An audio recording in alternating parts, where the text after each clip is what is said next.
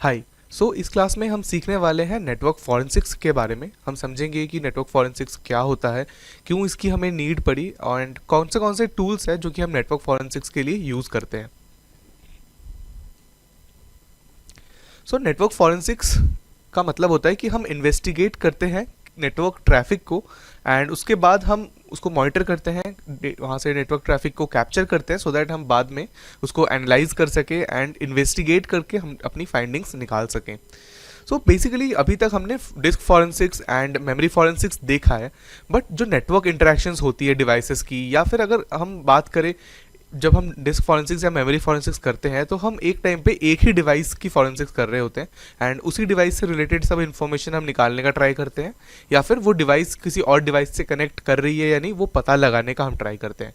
But network forensics की जब हम बात करते हैं, वहाँ पे जो भी सिस्टम ऑफ डिवाइस सिस्टम्स है हमारे पास अवेलेबल, में भी एक ऑर्गेनाइजेशन है, उसमें एक नेटवर्क में मल्टीपल पीसीज है और भी डिवाइसेस है।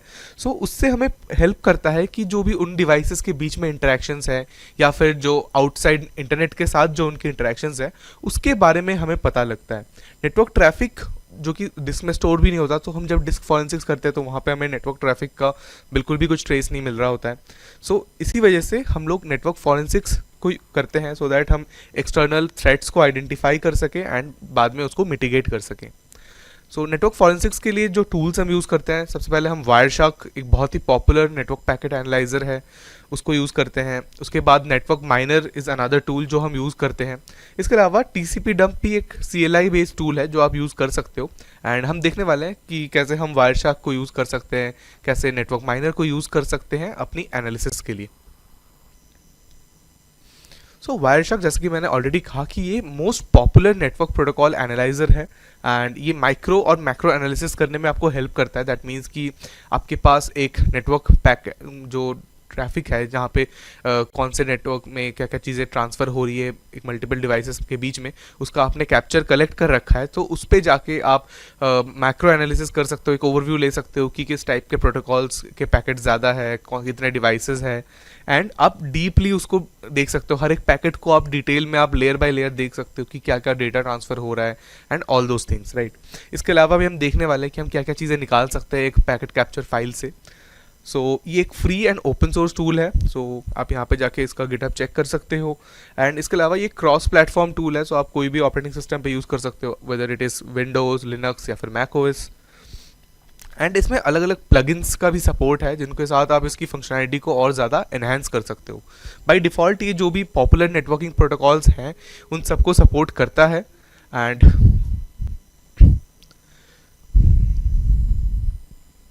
इस तरीके का यूआई आता है। जैसे ही आपने डाउनलोड किया वायरशार्क को एंड उसके बाद जब आपने इंस्टॉल कर लिया, जब आप ओपन करते हो उस पर आपको इस तरीके से यूआई आता है। यहाँ पे जो है recently opened packet capture files है, जो कि मे बी आपको नहीं शो होगा जब आप फर्स्ट टाइम ओपन करोगे, बट इस तरीके से नीचे आपको ऑप्शन मिलता है अलग अलग नेटवर्क इंटरफेस कार्ड्स जो आपके सिस्टम में है। आपको सिलेक्ट करने का ऑप्शन मिलता है कि आप कौन से नेटवर्क इंटरफेस में जो नेटवर्क ट्रैफिक ट्रांसफ़र हो रही है उसको आप देखना चाहते हो, उसका कैप्चर आप लेना चाहते हो। एंड जब आपने एक नेटवर्क इंटरफेस चूज़ कर लिया है उसके बाद इस तरीके से आपके पास यूआई आता है, जहाँ पे आपको हर एक पैकेट का डिटेल आपको दिखता है कि किस टाइम पे वो ट्रांसफ़र हुआ, क्या सोर्स था, डेस्टिनेशन, सारी डिटेल आपको दिखती है। एंड उसके बाद यहाँ पे आके आप लेयर बाय लेयर उस पैकेट की डिटेल्स और ज़्यादा देख सकते हो। यहाँ पे आपको उसका हेक्स फॉर्मेट में डेटा मिलता है, ये एक एस्काई फॉर्म में आपको डेटा मिलता है। इस तरीके से आप एनालाइज करते हो वायरशार्क में। अभी क्वेश्चन आ सकता है कि क्यों पैकेट एनालाइज कर रहे हैं, राइट। बेसिकली बहुत सारे पर्पसेस होते हैं एंड पहले इसको इन्वेंट किया गया था कि डिबगिंग के लिए, जैसे नेटवर्क में कुछ प्रॉब्लम हो रहा है, कोई पीसी के साथ आपकी कनेक्शन नहीं हो पा रही है, आपको चेक करना है कि कनेक्शन में प्रॉब्लम है या एग्जैक्टली कहाँ पे प्रॉब्लम है। उसके लिए कोई भी नेटवर्क में इशू आता है उसको डायग्नोज करने के लिए हम पैकेट एनालिसिस करते हैं। उसके बाद परफॉर्मेंसेस को मॉनिटर करने के लिए हम करते हैं, टू मॉनिटर करना कि कोई भी वेब सर्वर से जो रिस्पॉन्स टाइम है वो सही है या नहीं। सिमिलरली आप सिक्योरिटी एनालिसिस करते हो, जैसे कि आप नेटवर्क ट्रैफिक को देख के आप काफ़ी बार आप पता लगा सकते हो कि कोई अटैक अगर हुआ है तो वो स्टार्ट कब हुआ था, कौन से डिवाइसेस इम्पैक्टेड है, राइट। इस तरीके की चीज़ें हम कर सकते हैं पैकेट एनालिसिस के थ्रू। अभी देखते हैं कि कैसे हम एक नेटवर्क पैकेट को कैप्चर कर सकते हैं यूजिंग वायरशार्क। आपको यहाँ पे सेक्शन में नेटवर्क इंटरफेसेस शो हो रहे होंगे। सो यहाँ पे मैंने ईथरनेट 4 इंटरफेस सिलेक्ट कर लिया है एंड अभी कोई पैकेट्स नहीं है। सो अभी मैं अपने ब्राउज़र पे जाके सिंपली एक HTTP वेबसाइट का एड्रेस डाल रहा हूँ। बेसिकली मैंने एक लोकल सर्वर होस्ट कर रखा है जहाँ पे एक वेब एप्लीकेशन होस्टेड है। सो मैंने उस लोकल सर्वर का IP एड्रेस मेंशन करा एंड उसके बाद पोर्ट नंबर मेंशन करूँगा मैं। इस तरीके से मेरा वेबसाइट मैंने एक्सेस कर लिया है। तो अभी वापस जाते हैं वायरशार्क में। अभी आप देख रहे हो कि ट्रैफिक आ रहा है, पैकेट्स ऐड होते जा रहे हैं। सो मैंने ये रेड बटन क्लिक करा जिससे कि स्टॉप कैप्चरिंग हो गया। अभी मतलब कैप्चर नहीं कर रहा है कोई और ट्रैफिक। एंड अब मैंने फ़िल्टर लगा लिया है HTTP प्रोटोकॉल से और मुझे दिख रहा है कि HTTP प्रोटोकॉल यूज़ करके जितने पैकेट्स ट्रांसफ़र हुए हैं वो सब मुझे यहाँ पे शो हो रहे हैं एंड मैं लेयर बाय लेयर उनका डिटेल्स भी व्यू कर सकता हूँ इस तरीके से। एंड सिंपली मैं यहाँ पे ब्लू जो फाइल बटन है, ब्लू बटन के ऊपर फाइल बटन है, वहाँ पे जाकर मैं क्विट कर सकता हूँ विदाउट सेविंग।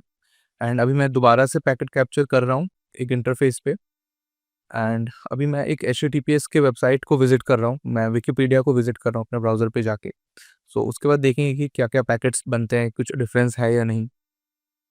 सो इस तरीके से जस्ट कि मेरे पास थोड़े ज़्यादा नेटवर्क ट्रैफिक आ जाए जो कि कैप्चर्ड में रहे, इसलिए मैं थोड़े और पेजेस विजिट कर रहा हूँ, चीज़ें ओपन कर रहा हूँ। एंड अब मैं इसको स्टॉप करूँगा कैप्चर को। एंड यहाँ पे मैं अगर HTTPS का फ़िल्टर लगाने का ट्राई करूँगा तो आप देख सकते हैं HTTPS से हम कोई फ़िल्टर नहीं लगा सकते वायरशार्क में बाय डिफ़ॉल्ट। इस तरीके से फ़ाइल में जाके आप सेव एज़ पे क्लिक कर सकते हो एंड उसके बाद आप अपना लोकेशन चूज़ कर सकते हो कि आपको कहाँ सेव करना है। एंड मैंने यहाँ पे फ़ाइल नेम में सेव कर रहा हूँ एंड उसके बाद सिंपली सेव पे क्लिक करके इस तरीके से सेव कर सकते हो अपने फ़ाइल पैकेट कैप्चर फ़ाइल को। एक बार आपने नेटवर्क पैकेट को कैप्चर कर लिया है, आपने .pcap.ng या फिर .pcap फाइल में आपने सेव कर लिया है, तो उसके बाद अगर आपको कोई भी फाइल ओपन करनी है, यहाँ पे आपको जैसे रिसेंटली ओपन फाइल शो हो रहा है। इसके अलावा अगर आपको लाइव नेटवर्क इंटरफेसेस में से सिलेक्ट करना है, तो जैसे यहाँ पे मल्टीपल इंटरफेसेस है मेरे पास, मैं कोई भी सिलेक्ट कर सकता हूँ। एंड एक बार आपने सिलेक्ट कर लिया, उसके बाद आपको दिख जाते हैं उनके पैकेट्स, या फिर आप यहाँ पे क्लिक कर सकते हो, जो यहाँ पे आपको आइकन दिखता है फाइल मैनेजर का, वहाँ पे आप क्लिक करने के बाद आपको जिस भी फोल्डर में आपके पिकअप फाइल्स लोकेटेड है, आप उस फोल्डर में जा सकते हो यहाँ पे। एंड उसके बाद आपने फाइल सिलेक्ट करना है, उसके बाद आप ओपन बटन पे क्लिक कर सकते हो। एंड जैसे ही आप ओपन पे क्लिक करोगे, आपको इस तरीके से शो होने लग जाता है UI पे जो भी नेटवर्क के पैकेट्स कैप्चर्ड है ऑलरेडी। अभी एक बार हमने पैकेट कैप्चर कैसे करते हैं ये तो देख लिया। अभी देखते हैं कि उसमें कैसे एनालाइज करना है, उसके बारे में हम समझते हैं। एनालिसिस के लिए सब बहुत इंपॉर्टेंट हो जाता है कि वायरशार्क आपको फिल्टर्स प्रोवाइड करता है। बेसिकली फिल्टर्स क्या होता है कि कोई भी क्राइटेरिया जो आप अप्लाई कर रहे हो आपके पैकेट कैप्चर फाइल्स को जब आप एनालाइज कर रहे हो, जिससे कि आपका जो टारगेट है वो छोटा हो, वो एक नैरो डाउन हो जाए। बिकॉज एक एक पैकेट कैप्चर फाइल्स में आपके पास थाउजेंड्स ऑफ एंट्रीज होती है, थाउजेंड्स ऑफ नेटवर्क पैकेट्स होते हैं। उसमें से सबके सब पैकेट्स आपके इन्वेस्टिगेशन के लिए इंपॉर्टेंट नहीं होंगे। उस केस में फिल्टर्स आप अप्लाई कर सको जिससे कि वो उसको आप नैरो डाउन करो कि आपको कितने पैकेट्स के अंदर आपको एक्चुअल में जा के देखना है। उस सब चीज़ों के लिए हम वायरशार्क में फिल्टर्स का यूज़ करते हैं। अभी फिल्टर्स का पर्पस हमने ऑलरेडी डिस्कस कर लिया है। अगेन टू समराइज कि आप एफिशिएंसी बढ़ाओ अपने एनालिसिस का, नॉइज रिडक्शन कर पाओ, और ट्रबल शूटिंग में ये आपको हेल्प कर सकता है। अगला होता है कि कितने टाइप्स के फिल्टर होता है। तो वायरशार्क्स में आपके पास 2 टाइप्स के फिल्टर्स आते हैं। सबसे पहले होता है डिस्प्ले फिल्टर्स, जो कि बाय द नेम हमें पता चल रहा है कि जब हम डिस्प्ले कर रहे हैं पैकेट्स को जो हमने कैप्चर किया है, जब हम एनालाइज कर रहे हैं उस टाइम पे हम अप्लाई करते हैं। दैट मीन्स जो हमारे पास पीकैप फाइल है वहाँ पे सारे टाइप्स के पैकेट्स अवेलेबल है, बट हम कुछ स्पेसिफिक टाइप्स के पैकेट्स देख रहे हैं बेस्ड ऑन फिल्टर्स। अगला आता है कैप्चर फिल्टर। यहाँ पे हम सेट कर देते हैं कि हम एक स्पेसिफिक टाइप के पैकेट्स को ही कैप्चर करेंगे। दैट मीन्स जो वहाँ से पिकअप फाइल जनरेट होगा उसमें ऑलरेडी फिल्टर्ड वे में पैकेट्स सेव्ड हो रहे हैं। These are the 2 different types of filters in Wireshark. अभी देखते हैं कुछ फिल्टर्स जो हम अप्लाई करते हैं जो हमारी एनालिसिस को ईजी बनाता है। सबसे पहले होता है प्रोटोकॉल बेस्ड फिल्टर। जैसे आप वायरशार्क में हो तो आपको यहाँ पे इस तरीके से एक सर्च बार मिलता है, सर्च बार जैसा है। यहाँ पे आप बेसिकली अपने सारे फिल्टर्स को लिखते हो। जैसे अगर प्रोटोकॉल बेस्ड फिल्टर है तो मैं यहाँ पे प्रोटोकॉल का सिंपली नाम एंटर कर सकता हूँ, एंड उसके बाद जब मैं यहाँ पे इस एरो पे क्लिक करूँगा उसके बाद वो फिल्टर अप्लाई होके आ जाएगा। मैं यहाँ पे HTTP से फिल्टर कर रहा हूँ, तो मैंने HTTP मेंशन किया, एंड यहाँ पे मैं जब इसको क्लिक करता हूँ उसके बाद मुझे बस HTTP के ही पैकेट्स दिख रहे हैं। यहाँ पे आप देख सकते हो प्रोटोकॉल फील्ड में। सो यहाँ पे हम देख सकते हैं प्रोटोकॉल वाली कॉलम में कि सब के सब HTTP के हैं, बिकॉज हमने यहाँ पे HTTP का फिल्टर अप्लाई कर दिया है। अगला होता है आईपी एड्रेस से आप फिल्टर कर सकते हो। जैसे कि आपको पता है कि एक स्पेसिफिक आईपी एड्रेस है जिसमें आप इंटरेस्टेड हो कि उस डिवाइस का क्या नेटवर्क पैकेट ट्रांसफ़र है, क्या कम्युनिकेशन उसने करा है, आपको वो जानना है। तो उसके लिए सिंपली आप उसका आईपी, यहाँ पे आईपी एड्रेस से क्योंकि हम फिल्टर कर रहे हैं, सो हम लिख रहे हैं आईपी, एंड उसके बाद मुझे पता है कि मेरा सोर्स डिवाइस वो होना चाहिए। दैट मीन्स कि इस डिवाइस से कितने पैकेट्स गए हैं या कौन कौन से पैकेट्स गए हैं, मुझे वहाँ पे इंटरेस्ट है। सो उसलिए मैंने IP.src यहाँ पे टाइप किया एंड देन इक्वल्स टू उसके बाद मैंने उस आईपी एड्रेस को मेंशन कर दिया। सो इससे मेरा फिल्टर हो गया। अभी इसकी सोर्स में जो भी आईपी एड्रेसेस है वो सेम है, आप देख सकते हो जो मैंने फिल्टर अप्लाई किया that is the IP address. Similar way में अगर आपको चाहिए कि डेस्टिनेशन आईपी एड्रेस अगर ये है तो वो सब पैकेट्स मुझे शो हो, सो उसके लिए सिंपली IP.dst आप करके सर्च कर सकते हो एंड बहुत इजीली ये वर्क करता है। नेक्स्ट, अगर आपको है कि आपको कंफर्म नहीं करना, आपको स्पेसिफाई नहीं करना कि सोर्स या डेस्टिनेशन है, आप दोनों देखना चाहते हो कि अगर सोर्स एड्रेस में 192.162.168.56.1 आईपी एड्रेस है या फिर डेस्टिनेशन में भी अगर सेम ये आईपी एड्रेस है तो मुझे वो पैकेट्स देखने हैं। तो उसके लिए simply IP.addr IP address equals to the IP address that you are looking for. Next, आप सिमिलरली मैक एड्रेस से भी फिल्टर कर सकते हो। यहाँ पे सेम हो जाता है, बस आईपी के जगह पे हम ETH यूज़ करते हैं इथरनेट एड्रेस और मैक एड्रेस के लिए। नेक्स्ट, आप एक और फिल्टर यूज़ कर सकते हो विच इज़ फ्रेम कंटेंट। सो यहाँ पे ये जो एक एक पैकेट्स है ना, इनमें अगर आपको फाइंड करना है कि अगर इस पूरे पैकेट में कहीं भी PNG वर्ड या PNG कीवर्ड प्रेजेंट है तो उस केस में उनको मुझे चेक करना है। सो सिंपली आप फ्रेम कंटेंट्स एंड फिर डबल कोट्स के अंदर आप सिंपली PNG लिख के फिल्टर कर सकते हो एंड यहाँ पे आपको ये जो भी पैकेट्स हैं इन सब में कहीं ना कहीं PNG मेंशन्ड है। जैसे आप डिटेल यहाँ पे खोल के एक्सप्लोर करोगे तो वहाँ पे आपको कहीं ना कहीं PNG कीवर्ड मिल जाएगा। ये तब काम आता है जब आपको चेक करना है कि कोई PNG फाइल है या नहीं, या कोई स्पेसिफिक फाइल है या कुछ स्पेसिफिक कीवर्ड्स अगर एक्सचेंज हुए हैं डेटा पैकेट्स के थ्रू, उस केस में हम फ्रेम कंटेंट्स कीवर्ड का यूज़ करते हैं।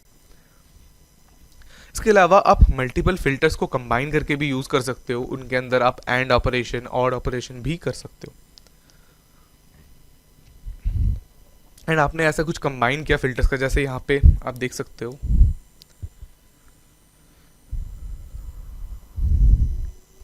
जैसे यहाँ पे अलग अलग फिल्टर्स है, तो इनको हम एक कस्टम नेम्स के साथ भी सेव कर सकते हैं जिससे कि हम और ज़्यादा इजीली उनको यूज़ कर सकें, हमें बार बार सेम चीज़ याद रखने की ज़रूरत ना पड़े। तो सिंपली यहाँ पे आपको क्लिक करना है लेफ्ट में जो ये बुकमार्क जैसा आइकन है, एंड एक बार आपने यहाँ पे क्लिक किया उसके बाद आपको यहाँ पे चूज़ करना है कि कौन से फिल्टर को आपको मैनेज करना है या एडिट करना है। तो वहाँ पे आपको सिलेक्ट किया आपने, फिर मैनेज डिस्प्ले फिल्टर्स पे आप गए एंड उसके बाद आपको एक मेन्यू ओपन होगा इस तरीके से, जहाँ पे ऑलरेडी आप देख सकते हो कुछ कुछ फिल्टर्स और उनका बेसिकली जो मेन फिल्टर है और उनका क्या नेम हम यूज़ करते हैं वो ऑलरेडी मैंशनड है यहाँ पे। सो यहाँ पे जाके आप ऐड कर सकते हो या फिर आप किसी भी इनमें से एंट्रीज़ को डिलीट कर सकते हो, मॉडिफाई कर सकते हो एंड ओके क्लिक करके आप सेव कर सकते हो ऐसे अपने कस्टम फिल्टर्स को। सो अभी देखते हैं कि कैसे एक pcap फाइल में से हम ऑब्जेक्ट्स एक्सट्रैक्ट कर सकते हैं या फिर TCP स्ट्रीम को रिकंस्ट्रक्ट कर सकते हैं। सो मेरे पास एक HTTP कैप्चर फाइल प्रेजेंट है जिसको मैंने डबल क्लिक करके ओपन कर लिया है ऑलरेडी। एंड वायरशार्क में हम देख सकते हैं अलग अलग प्रोटोकॉल्स के पैकेट्स यहाँ पे मुझे शो हो रहे हैं। सो अभी मुझे यहाँ पे दिख रहा है कि कुछ PNG फाइल्स में भी सेंड हुए हैं बिकॉज मुझे .png कीवर्ड मिला।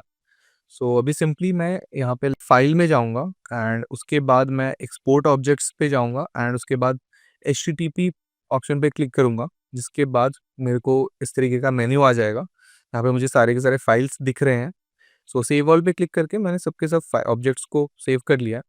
उसके बाद अगर मैं उस पर्टिकुलर लोकेशन पे जाऊँ जो कि मैंने ऑब्जेक्ट्स फोल्डर एक्सपोर्ट्स फोल्डर में सेव किया है, सो वहाँ पे मुझे जो इमेजेस है वो भी दिख रहे हैं, कुछ और टाइप्स के फाइल्स हैं।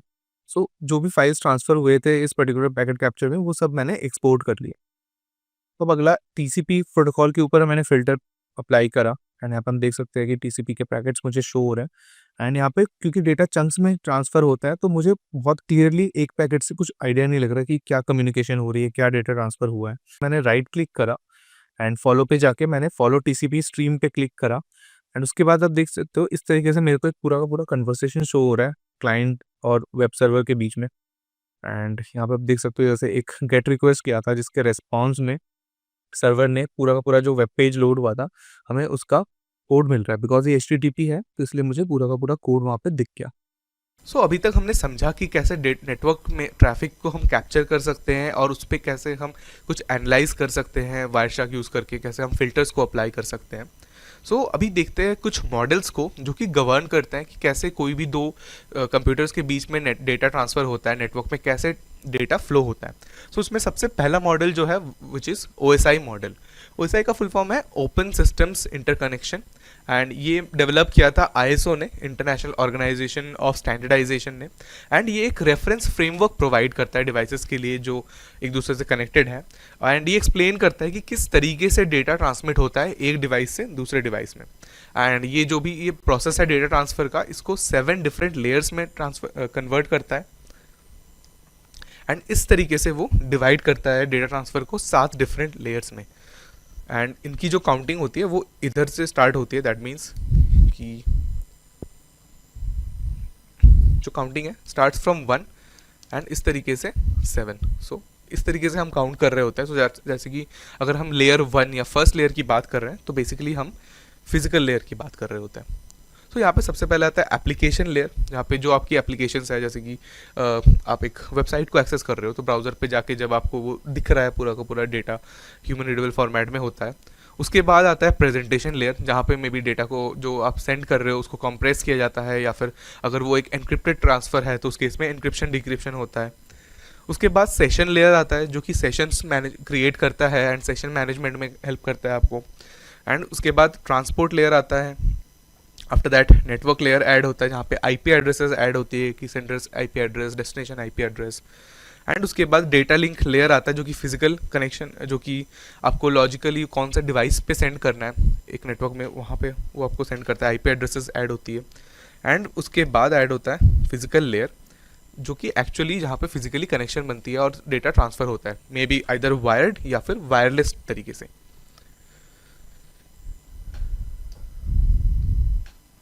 इस तरीके से हमने समराइज़ किया है आपके रेफरेंस के लिए, तो आप बाद में इसको पढ़ के आप और ज़्यादा अच्छे से देख सकते हो अपने रेफरेंस के लिए। अगला आता है TCP IP model. TCP IP model भी सिमिलरली एक फ्रेमवर्क है जो कि गवर्न करता है कि कैसे डेटा ट्रांसफ़र होता है बिटवीन 2 डिवाइसेस। एंड इसमें 4 लेयर्स होते हैं। टीसीपी आईपी का फुल फॉर्म है transmission control protocol slash internet protocol. And IP dictate करता है कि कैसे पैकेट इन्फॉर्मेशन सेंड होते हैं नेटवर्क्स के थ्रू। एंड टीसीपी इंश्योर करता है reliability. Obviously we know TCP is also protocol, transmission control protocol. इस तरीके का टीसीपी आईपी का आर्किटेक्चर होता है। यहाँ पे सिंपली 4 लेयर्स होते हैं, जिसमें पहला होता है application layer, same as OSI, यहाँ पे डेटा रहता है। उसके बाद अगला आता है ट्रांसपोर्ट लेयर, जहाँ पे टीसीपी यूडीपी हेडर ऐड होता है। एंड देन आता है आपके पास नेटवर्क लेयर, जहाँ पे आईपी हेडर ऐड होता है, आईपी एड्रेसेस लगते हैं। एंड फाइनली फिजिकल लेयर, जहाँ पे फिजिकली डेटा ट्रांसफ़र हो रहा है, दैट मीन्स आइदर वायरलेसली या फिर वायर्ड वे में। एंड अगेन जब डिवाइस पे आता है पहले फिजिकल लेयर में आता है, एंड उसके बाद ऊपर ऊपर जाता रहता है वो data. And TCP IP layer को हम वायरशार्क के थ्रू भी देख सकते हैं। जैसे हमने पैकेट कैप्चर फाइल है हमारे पास एक, जहाँ पे हम एक वेबसाइट का इंटरेक्शन देख रहे हैं कि एक वेब सर्वर को एक्सेस किया गया है, तो वहाँ पे हम लेयर बाय लेयर उसको एनालाइज कर सकते हैं। जैसे सबसे पहले एप्लीकेशन लेयर पे HTTP प्रोटोकॉल आता है, वहाँ पे हम देख सकते हैं कि कंटेंट है वो वेबसाइट का जो कि दिखता है यूज़र को। अगला आ जाता है ट्रांसपोर्ट लेयर। ट्रांसपोर्ट लेयर में आपके डेस्टिनेशन और सोर्स के पोर्ट्स ऐड होते हैं, कुछ और इन्फॉर्मेशन ऐड होती है कि किस सीक्वेंस में ट्रांसफ़र हो रहे हैं, राइट। जैसे कि क्योंकि एक डेटा को हम लोग चंक्स में डिवाइड करते हैं, जैसे कि अगर एक वेबसाइट का हम बात करें, एक वेब पेज जो हमें व्यू हो रहा है, सो वो एक साथ पूरा का पूरा पेज का कोड नहीं जा रहा होता यूजुअली, बिकॉज डेटा को हम लोग स्मॉल पार्ट्स में डिवाइड करते हैं एंड फिर उनको सेंड करते हैं। जब रिसीवर उसको रिसीव कर रहा होता है, सो दैट वो उसको करेक्ट वे में रिसीव करे, करेक्ट फॉर्मेट में ऑर्डर में लगा के, एंड आपको करेक्ट मीनिंग बने। दैट्स वाई यहाँ पे ऐसे सीक्वेंस नंबर्स होते हैं जिनके यूज़ किया जाता है। एक्नॉलेजमेंट होता है, बिकॉज टीसीपी हमें पता है कि एक कनेक्शन ओरिएंटेड प्रोटोकॉल है। दैट मीन्स कि जब तक एक पैकेट सक्सेसफुली सेंड नहीं हो जाता वो दूसरा पैकेट नहीं भेजेगा। ये सब चीज़ें यहाँ पे ऐड हो रही होती है। नेक्स्ट आपके पास आता है नेटवर्क लेयर। यहाँ पे IP addresses, source and destination का यहाँ पे ऐड होता है। उसके बाद फिजिकल लेयर पे आके मैक एड्रेसेस ऐड होते हैं यहाँ पे। सो सेम वे में हमने टीसीपी आईपी लेयर को भी समराइज किया हुआ है टेबुलर फॉर्म में, जहाँ पे आप हर लेयर में क्या किस फॉर्म में डेटा ट्रांसफर होता है, क्या रोल है एंड कौन से प्रोटोकॉल्स यूज होते हैं, वो हमने यहाँ पे लिस्ट करे हुए हैं। सो यहाँ पे आप देख सकते हो कि जो 7 लेयर्स थे ओएसआई मॉडल के, वो मर्ज हो जाते हैं टीसीपी आईपी मॉडल में 4 लेयर्स में। जैसे एप्लीकेशन, प्रेजेंटेशन और सेशन लेयर, ये पूरा एप्लीकेशन लेयर बन जाता है टीसीपी आईपी मॉडल का। Transport layers as it is रहता है, network layer as it is, then again data link layer और फिजिकल लेयर मर्ज हो जाते हैं फिजिकल लेयर में टीसीपी आईपी मॉडल के।